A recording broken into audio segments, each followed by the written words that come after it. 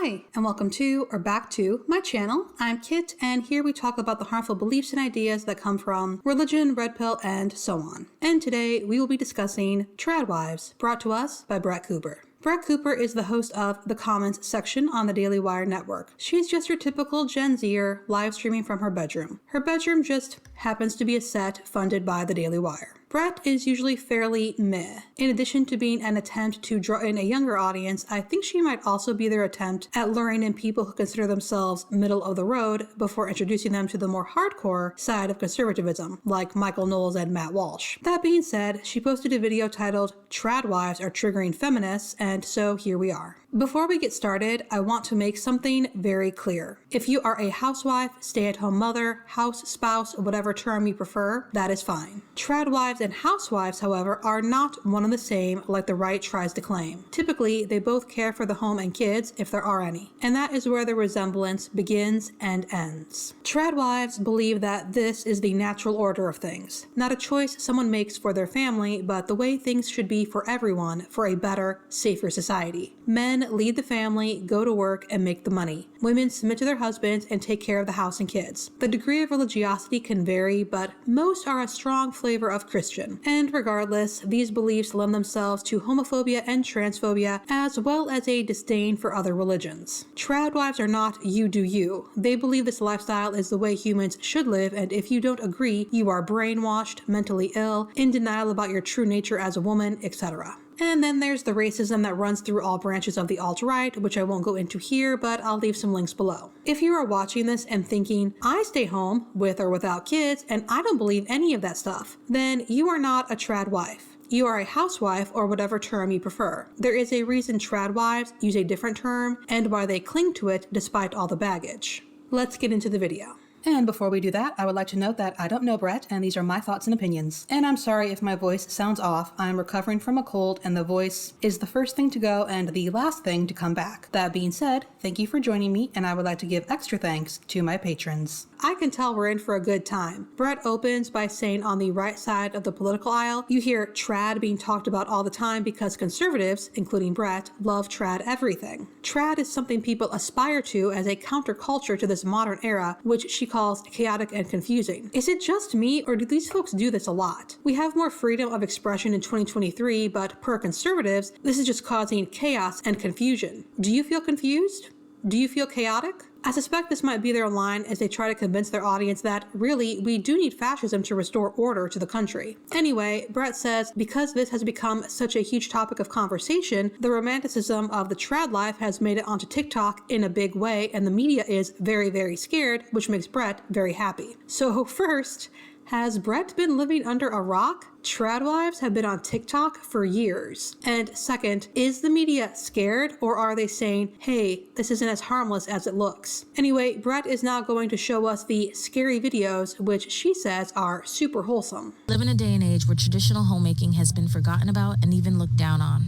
Where women are fighting to be in the same positions as men, indoctrinated to focus more on their careers and less on the home. Somewhere along the line, feminine has been replaced with feminism, with the sole purpose of keeping women out of the home, which forces those to rely on the government to teach and raise our children. Marriage is falling apart because the God who created it is being left out of it, and an overall disconnect in the home. I mean, there were only straight facts in that entire video. This is a great example of what I was talking about before. If you don't want to bake your own bread and homeschool your kids, you've been, my jaw hates this word, indoctrinated into focusing on your career. Because of course women naturally want to stay home and have kids. If they want anything else, it's because they've been brainwashed by feminism. And Brett says this is straight facts, but Brett, you're not married, you have no kids, and you have a career. And I don't believe she's doing this against her will and would rather be frolicking in the woods with her husband and children. She moves in conservative circles. If she really wanted to, she could find a man willing to make her his trad wife. The straight facts is just for her audience. The next TikTok is the traditional version of the feminine urge to just submit to my husband and bear his children, which Brett mocks as scary. And while SD Williams' TikToks play, Brett talks about how these videos are very, very sweet. Pretty wives wearing lovely dresses, baking bread, tending to their children, and there are women aspiring to that and talking online about how they want to find this kind of relationship and prepare themselves for being a wife. Which Brett again calls very sweet as well as harmless. It's just women showing off how they run their home, and that's just what people do on TikTok. They vlog their daily daily existence. But when these women do it, it's terrifying and awful. Brett pulls up a 2022 article from Grazia magazine titled TikTok TradWives Are Romanticizing an Era When Sexism and Racism Ruled. Brett has an issue with this, of course. And they can't even create a good argument against traditional values and traditional marriage roles. They're just upset that those traditional roles existed at a time where sexism and racism was more prevalent and where there was actual inequality in this country. Did you catch that? Another nod to her intended audience. The 1950s was when there was actual inequality in this country. Things have improved since then, but we are not in this place of equality, nothing more we can do, as conservatives like to claim. And I would go so far as to say that the whole trad wife alt-right movement is proof that we still have a long way to go, especially considering the people falling over themselves to defend these movements. But as you can see, Brett is very upset. Perhaps now is a good time to mention that she used to be an actress, because that is their only argument against this, and something about how the writer is uncomfortable because she rejected this lifestyle, or something. Brett is really reaching here, and it didn't make much sense to me. This writer does focus on sexism and racism in this article, both of which the trad wife movement does perpetuate. Sorry, Brett. And I'm not sure, all right, per conservatives, we got rid of racism and sexism. Anyway, Brett pulls an excerpt from the article, and I'm so curious about what she's going to say. In researching the trad wife lifestyle, I cannot shake the feeling that this movement is merely repacking and romanticizing the 1950s sexism, promoting outdated and misogynistic values, to make a new generation of women believe that they need to rely on men to lead their lives. Note the mocking, overdramatic tone as she reads the paragraph, which is a cue to her audience as to how they're supposed to react. Oh my God, the audacity that men and women complement each other, and that some women want to have husbands that lead, that they do not want effeminate soy boy husbands. I am so sorry that some women do not want that. Or maybe women are just burnt out and they've realized that feminism has been lying to them for the last 50 years about motherhood and marriage actually being some kind of oppressive prison, and they're realizing, oh, maybe this is actually really nice. And again, there is nothing inherently oppressive about marriage and motherhood, but these women want to make it so. For one, they don't want it to be a choice, they want it to be the only option. For two, yes, having to submit to your husband is oppressive. And yes, in public, they'll dress it up as, it's a choice I make, but there are plenty who are more than happy to inform you it's actually not a choice, it's something they have to do as women, usually because it was ordained by God. I would go so far as to say that every woman who says, it's my choice to submit, doesn't actually believe that it's a choice. And third, yes, it is harmful to advocate financial reliance on someone. That person can leave you, get into an accident, or die. And tradwives, for some reason, don't believe in planning for those situations. Estee Williams herself posted about how she doesn't believe in backup plans, which is so irresponsible. Being irresponsible with your own life is one thing, but they're trying to convince other women to do the same. But Brett isn't done yet. Oh my gosh, it is so frightening that these women are happy and healthy doing something that you're not doing, that they are actually in tune with what they were biologically designed to do. Women were biologically designed to bake bread?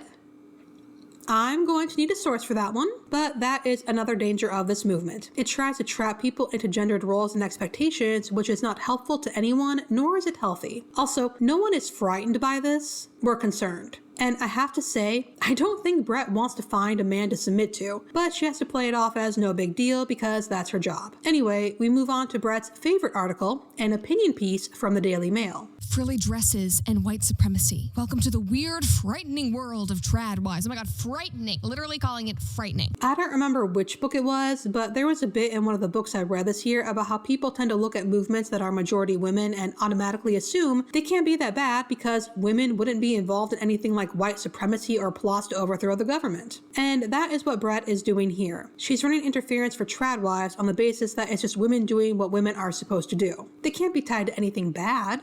And that is why you have to look deeper. Anyway, Brett says she has to admit she felt prickly when she read the headline because, well, part of me doesn't love the fact that the tradwife aesthetic on TikTok is just made up of women like frolicking around in dresses and, you know, the cute little like aesthetic videos. Because that's definitely not me. Like, look what I'm wearing. I'm not running around in like a linen dress. So sometimes I look at those videos and I'm like, that's not the substance of the video. It's more than just the frilly dresses. Like, more, offer more. Well, she is right that there's more to the tradwife movement than frilly dresses, but not just because that doesn't fit Brett's personal style. This whole piece is just filled with Trump derangement syndrome. How? There was one mention of Trump in the article, and it was tied in with the rise of the alt-right around the world. I'm so tired of this. Oh, you're worried about fascism? Trump derangement syndrome? It's not just Trump, it's global. And that is something to worry about. Like, again, they're not actually talking about the problems with a traditional marriage and a traditional woman. They're talking about the things that possibly impact that or what could come from, oh my God, these,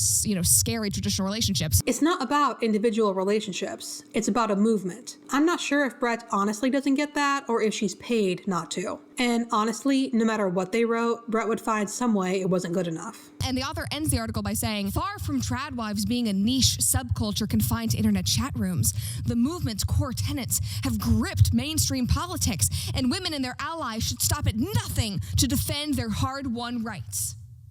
You are afraid of the TradWives. You are afraid of the mothers. That's incredibly ironic because you say that a woman staying home is oppressive. Where was that said? Because it sure wasn't in this article. That, women who are in traditional relationships, that they have no power, and yet you are so afraid of them. What does that say about mothers? That they are actually very influential? Okay, Classically Abby. That was not the point of the article, though. Did Brett actually read this, or did she just skim it to grab something for filming? That they are actually very, very powerful and significant in this society? I would think about that before you keep writing that. You're so afraid of these TradWives because their lifestyle is appealing to women. I'm going to say no, Brett did not read the article. No worries, I'll read a bit that stuck out to me. Reminded me of Brett somehow, and I'll link the article below if anyone wants to read it in full. Unsurprisingly, they are anti-feminist, with the far right recruiting women to the trad lifestyle by claiming feminism has failed to make them happy. While not a trad wife herself, alt-right influencer Lauren Southern shot to fame by claiming feminism taught women to work 9 to 5 and drink wine every night until their ovaries dry up.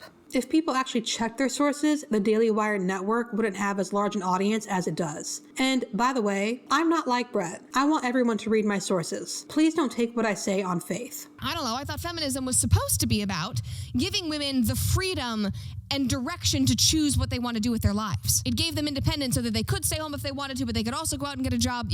It should be equality of choice. I love this, and I'm not surprised Brett tried to go here. Sorry, Brett. Feminists aren't going to support a movement that wants to take away women's rights, even if said movement is made up of women. Now, I'm sure that this author believes that she is a feminist, but she sure is angry about these women who have chosen a different path than her because they have the opportunity to do so. I would ask if Brett and I read the same article, but this just confirms to me that she didn't actually read it. However, this is a common tactic. A woman disagrees with something, therefore the woman is angry, and whatever she's angry about is something silly and or imaginary. In reality, C.N. Norris wrote Bodies Under Siege, How the Far-Right Attack on Reproductive Rights Went Global, which was published in June of this year, and I'm adding it to my to-read list right now. But I'm more inclined to listen to the person who spent however long researching this topic than Brett, who was employed by a conservative media company that agrees with most, if not all, far-right goals. From here, Brett returns to the TikToks and talks about how the women making them seem super genuine and harmless, and it's not frightening at all. And even though left-wing women are losing their minds over them, TradWives seem to be putting good things on social media, and their commenters are grateful for their content. Brett reads a handful of comments, and then she says you should still have discernment, but not for the reason you would think. Some of these women are definitely just playing a role for their content. They are mimicking behaviors, but they don't really represent values. Like, there have been many times when I have followed some of these pages because they pop up on my Instagram Explore page or my For You page, and I see a really pretty steaming loaf of sourdough or a really pretty dress. I'm like, oh, I'll follow that. This seems like a good lifestyle blogger for me to follow. And then I find out later that they are actually rabid feminists moonlighting as trad wives, or that they have an OnlyFans behind the scenes, and they're only doing this because the trad aesthetic has become popular. Are they doing it because the trad aesthetic has become popular, or because they like to wear dresses and bake bread? Let's all take a moment to appreciate Brett earlier claiming that trad wives are just getting away from the feminist lies and doing what women are biologically designed to do, and then getting upset that she followed what she thought were trad wives only to find out they were feminists. It's almost like feminism never said you can't wear dresses, have kids, or bake if you're a feminist. It's almost like that's something anti-feminists made up to scare women off feminism. Brett goes on to say the frolicking in dresses isn't really representative of homesteading, so she's torn about whether or not the trad movement represents us well or not. And then we move on to women who weren't raised traditionally but have become more traditional, and Brett finds them very inspirational.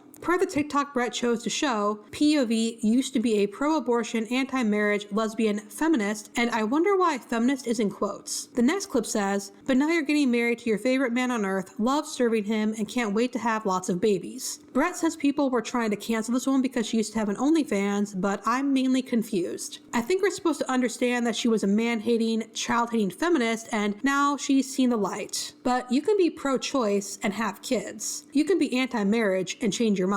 You can be a lesbian and then discover you're actually bi. Though, per Brett, the woman in question thought she was a lesbian. So I guess she's straight now. Anyway, Brett disagrees with the people who don't think she's pure enough, and She is inspiring modern women. She is showing that the lifestyle that feminism promises you and tells you is the most amazing thing, it's not the end-all be-all. And if you have engaged in that and fed into it, that does not have to be the end of your legacy or the end of your story. What lifestyle did feminism promise? This is so weird to me. Feminism doesn't give prescriptions or tell you how to live your life. The whole point is that your life is yours. And if anyone here is going to say, well then, why are feminists against TradWives? I will reiterate that feminists are not against housewives and that TradWives are different altogether. TradWives will not raise their kids to be able to choose their life paths. Those will be decided based on sex. And again, it is a political movement and the end goal is for everyone to live the trad life. Brett shows us another TikTok, this time, POV, you wake up from being a chronically ill feminist stripper and become a feminine, steak-eating, raw milk drinking, bone broth sipping, gardening, raw liver loving, campfire cooking,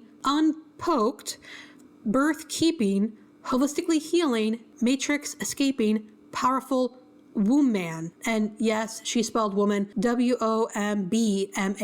Again, with the quotes around feminist, though, I'm getting the impression that these two were just living their lives without a thought to feminism, but then realized that being former feminists could give them a boost on social media. And those are two of Brett's favorite accounts because they are providing true value and show that what you've done in your past doesn't need to dictate your future. A very important thing for women who have been fed these lies by feminism. What lies? Also, where were the triggered feminists? Or are the people pointing out the links between the TradWife movement and white supremacy considered triggered now? If something looks pretty online, we're not allowed to criticize it? That was basically it. I'm disappointed, but not surprised. Something I've noticed about these folks is that they only deal with the surface, the headline of something. They don't want to look too deep, lest they discover something they don't like. Anyway, that's it for this video, and remember, you contain multitudes.